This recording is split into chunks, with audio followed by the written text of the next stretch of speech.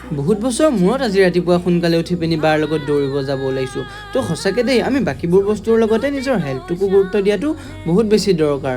মোৰতো আৰু ৰাতিপুৱা 9-10টালৈকে শুই থাকোঁতেই যায়। তো অসমীয়া দেখাৰ কথাই আছে নহয়, শুই থকা খিয়ালে হেনো হাঁহ ধৰিব নোৱাৰে। তো সেয়েহে এইবাৰ মই সোনকালে উঠি চাব বিচাৰিছোঁ। কিজানি হাঁহটো মোৰ জালত পৰিয়ে যায়। চৰি দেই, ধেমালিহে কৰিছোঁ। ফিল্ডত আহি পিনি অকণমান টাইম দৌৰি অলপমান টাইম এক্সাৰচাইজ কৰি মেলি বা আৰু মই ঘৰলৈ বুলি আহিলোঁ।